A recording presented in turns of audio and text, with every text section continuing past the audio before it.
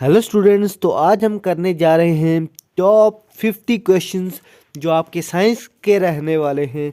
ठीक है, और आपका ये साइंस का मॉक नंबर 1 रहने वाला है। ठीक है, और सारे इम्पोर्टेंट क्वेश्चंस हम ये पार्ट 1 है। ठीक है, आगे भी करेंगे। तो जो बच्चे, ये आपके सभी एग्ज़ाम्स के लिए इम्पोर्टेंट क्वेश्चंस होने वाले हैं। ठीक है, तो आइए शुरू करते हैं। तो पहला क्वेश्चन है हमारे पास, the basic unit of an organism is. तो जो बेसिक यूनिट होता है ऑर्गेनिज्म का वो होता है सेल। ठीक है, cell is a right answer. दूसरा क्वेश्चन है हमारे पास, cell theory was given by. Cell theory किसने दी थी? सही जवाब है शील्डन एंड श्वेन। ठीक है, सेल थ्योरी किसने दी थी? शील्डन और श्वेन ने। अगला क्वेश्चन देखिए, cell exist from pre existing cells that was suggested by. जो सेल्स एग्जिस्ट करते हैं, ठीक है, होते हैं, उनको माना जाता है कि वो जो पहले वाले सेल थे, प्री एग्जिस्टिंग सेल, वहाँ से आए हैं। ठीक है, तो ये जो है किसने सजेस्ट किया था? ये जो टर्म है cell exist from pre existing cells, तो ये टर्म दी थी विर्चो ने। किसने दी थी ये टर्म? विर्चो ने। ठीक है, अगला सवाल देखिए, nature of cell membrane is. Cell membrane का नेचर क्या होता है? आपने याद करना है, सेल मेम्ब्रेन का जो नेचर होता है वो सेमी परमिएबल होता है। क्या होता है? Semi permeable. ठीक है, सेमी परमिएबल। सेल मेम्ब्रेन का नेचर कैसा होता है? Semi permeable. अगला सवाल है हमारे पास, if an animal cell is kept on in a concentrated sugar solution. अगर एनिमल सेल को रखा जाए कहाँ पे? कॉन्सेंट्रेटेड शुगर के सोल्यूशन में, फिर क्या होगा?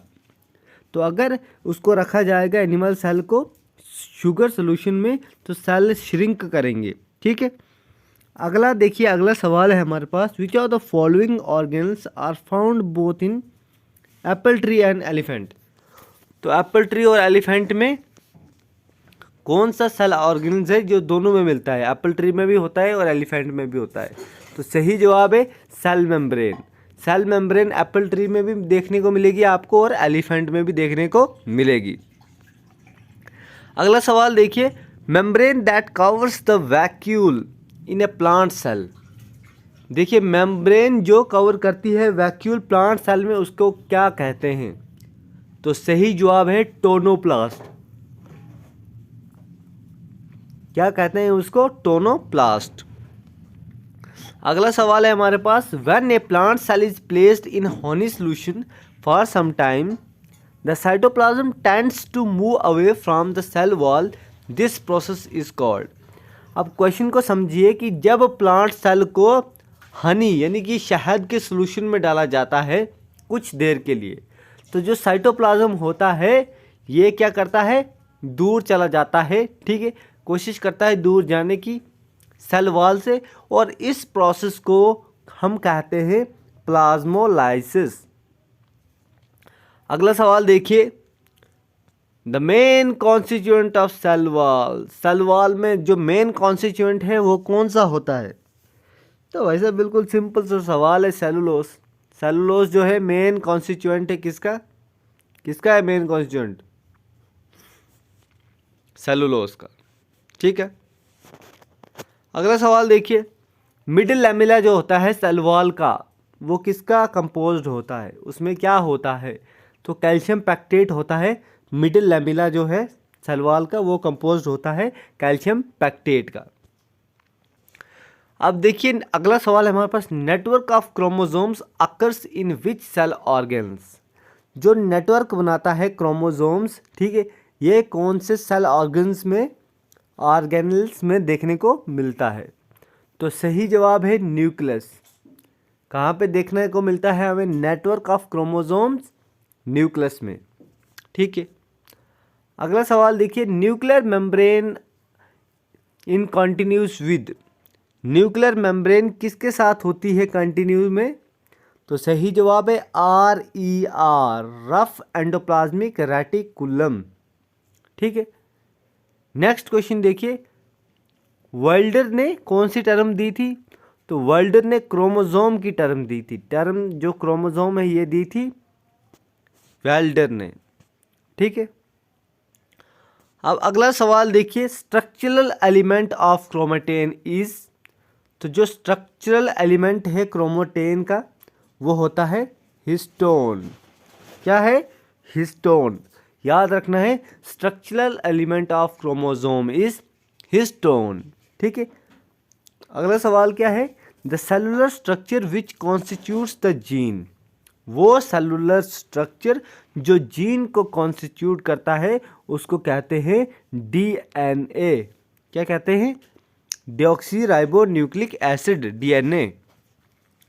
अगला सवाल देखिए, the organs that serve as a channel between cytoplasm and nucleus is. उस ऑर्गेनल का नाम बताना हमें जो सर्व करता है किस किस के बीच में? साइटोप्लाज्म और न्यूक्लियस के बीच में। तो सही जवाब है एंडोप्लाज्मिक रेटिकुलम। अगला सवाल देखिए, the cell organelle that is not membrane bound. जिसकी मेम्ब्रेन बाउंड नहीं होता है, जिसकी मेम्ब्रेन नहीं होती है, ठीक है, तो वो है हमारे पास राइबोसोम। जिसकी मेम्ब्रेन ना हो, ribosome. Protein factories. Protein factories किसको कहा जाता है? Again ribosome. किसको कहा जाता है प्रोटीन फैक्ट्री? राइबोसोम। ठीक है, अगला सवाल देखिए, राइबोसोम आर फाउंड इन। अब कहाँ पाया जाता है? राइबोसोम पाया जाता है माइटोकॉन्ड्रिया और बैक्टीरियल सेल्स में। कहाँ पे? माइटोकॉन्ड्रिया एंड बैक्टीरियल सेल्स में। ठीक है, अगला सवाल देखिए, mitochondria are semi autonomous as they possess. ठीक है, माइटोकॉन्ड्रिया जो है उसको सेमी ऑटोनोमस कहा जाता है क्योंकि उसमें वो क्या पोजेस करता है? डीआरएनए। ठीक है, डीएनए, आरएनए और राइबोसोम्स। अगला सवाल देखिए, cell organelle responsible for packaging of substances. आपको खाली जब ये दिमाग में जैसे क्वेश्चन में आए पैकेजिंग तो आपको याद आना चाहिए गोल्जी। Golgi bodies. ठीक है, पैकेजिंग के लिए कौन रिस्पॉन्सिबल होता है? Golgi bodies. ठीक है, अगला सवाल देखिए, which are the following is responsible for the origin of lysosome. तो जो ओरिजिन ऑफ लाइजोसोम्स के लिए भी कौन रिस्पॉन्सिबल होता है? Golgi body. ठीक है, अब जो रफ एंडोप्लाज्मिक रेटिकुलम है, क्वेश्चन देखिए, are in the cells are because of the presence of. जो रफ एंडोप्लाज्मिक रेटिकुलम आर में जो सेल्स होते हैं वो किसकी वजह से होते हैं? तो राइबोसोम जो होता है सरफेस ऑफ एंडोप्लाज्मिक रेटिकुलम की वजह से। ठीक है, अब प्रिकर्सर्स जो होते हैं लाइजोसोम के वो होते हैं गोल्जी बॉडीज। कौन से? Golgi bodies.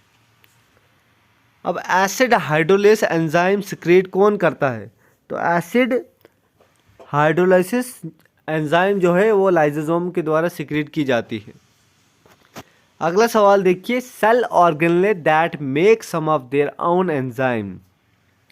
तो माइटोकॉन्ड्रिया जो है वो अपने एंजाइम्स बनाता है, कुछ एंजाइम्स।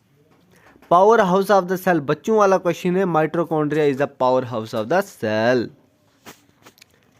अगला क्वेश्चन देखेंगे, अमाइलोप्लास्ट किसका एग्जाम्पल है? तो ये ल्यूकोप्लास्ट का एग्जाम्पल है। अमाइलोप्लास्ट किसका एग्जाम्पल है? ल्यूकोप्लास्ट का एग्जाम्पल है। जो कलर होता है फ्लावर्स के पेटल्स का किसके प्रेजेंस से होता है? तो वो क्रोमोप्लास्ट के प्रेजेंस से होता है। जो फ्लावर पेटल्स का कलर होता है वो क्रोमोप्लास्ट याद रखना है, इसके प्रेजेंस से होता है। ठीक है, अब देखिए, important site for formation of glycoprotein and glycolipid. तो कौन सी इंपॉर्टेंट साइट है जिससे क्या बनता है? ग्लाइकोप्रोटीन और ग्लाइकोलिपिड। तो सही जवाब है गोल्गी अपैरेटस। अगला सवाल देखिए, the cells in which the nuclear material is not membrane bound.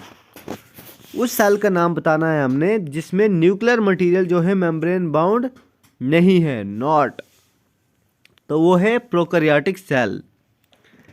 अगला सवाल है हमारे पास, which one of the following has its own DNA. तो माइटोकॉन्ड्रिया के पास अपना डीएनए है, ओन डीएनए। लार्जेस्ट जो एनिमल एग है वो है ऑस्ट्रिच एग, ऑस्ट्रिच का अंडा दुनिया का सबसे बड़ा अंडा है, ठीक है, और सेल भी है, लार्जेस्ट सेल। अब देखिए जो ब्रांच है बायोलॉजी की जो डील करती है स्टडी ऑफ सेल से, उसको कहते हैं साइटोलॉजी, ठीक है। जहाँ पे स्टडी ऑफ सेल्स होता है उस ब्रांच को कहते हैं साइटोलॉजी। और यूनिसेलुलर ऑर्गेनिज्म जो है वो है bacteria.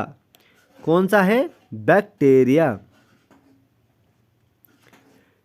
Tissue which helps aquatic plants to float in water. तो आरएनकाइमा एक टिश्यू है जो हेल्प करता है एक्वाटिक प्लांट्स को पानी में तैरने के लिए। आरएनकाइमा एक ऐसा टिश्यू है जो हेल्प करता है एक्वाटिक प्लांट्स को तैरने के लिए, ठीक है। अगला सवाल देखिए,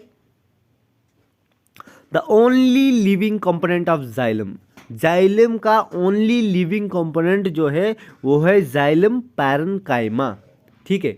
जो ओनली लिविंग कंपोनेंट है जाइलम का वो है जाइलम पैरेन्काइमा, ठीक है।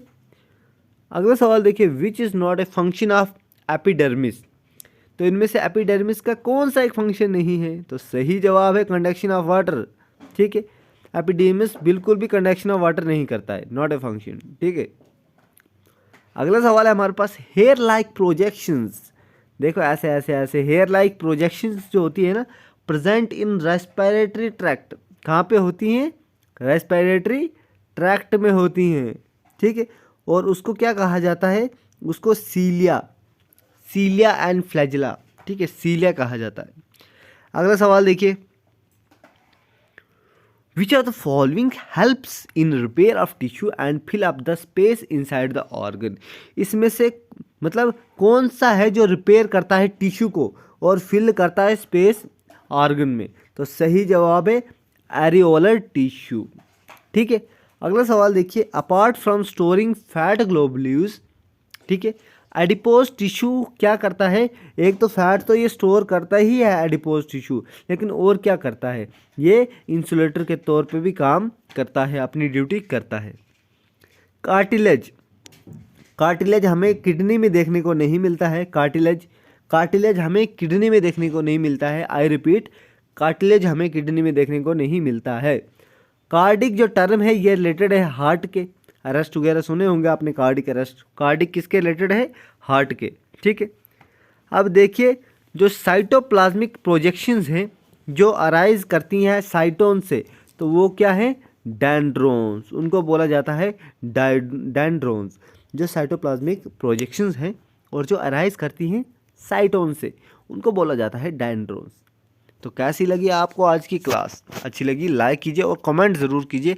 ऐसे क्वेश्चन लाएं या फिर जो है ऑप्शंस के साथ लाएं, ज़रूर कमेंट करना। और वीडियो को अच्छी लगी लाइक करना, शेयर करना। मिलते हैं नेक्स्ट क्लास में और चैनल को सब्सक्राइब करना मत भूलना। Bye bye, have a nice day.